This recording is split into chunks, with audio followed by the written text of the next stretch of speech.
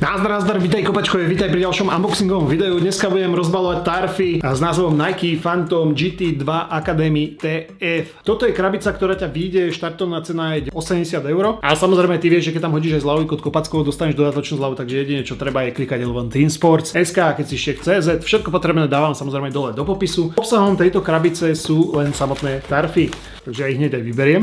Je to teda kolekcia Generation Pack, čiže kolekcia, ktorá bola určená na majstrovstvá sveta v Katare. Čo sa týka tohto modelu DNA, práve modelov Phantom GT je samozrejme presnosť. Na úvod, čo ma hneď zaujíma, je tvoj názor, takže ak sa ti páči, nezabudni hodiť dole like. Takže toto sú oni, vonkajšia strana.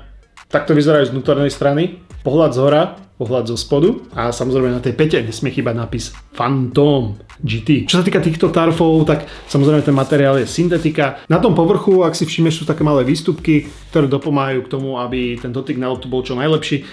Zabezpečujú to, aby tá lopta sa nejako extra neprešmíkovala. Ďalej k tej presnosti samozrejme dopomáha aj tá dotyková plocha na loptu. Je tu bočné šnurovanie, takže nemali by ťa práve pri tých kopoch, centroch, góloch rušiť tie šnúrky. Vstup do tej tarfy. A myslím si, že OK, ja osobne s tou hrubšou novou Phantom GT absolútne bez problémov obujem. Dokonca aj 3 mesiace som práve Phantom GT Akademička používal, takže ja osobne som sa do nich celkom zamiloval. Avšak ja som mal teda tie kopačky, ale viac menej je to to isté, len tu sa mení tá podrážka. A k tej podrážke je to samozrejme tarfová verzia, takže je tu kopec týchto malých štuplíkov a tie majú za úlohu zabezpečiť to, aby si mal čo najlepšiu trakciu práve na tej umelej tráve alebo tých školských kobercoch, alebo ak by som to nazval.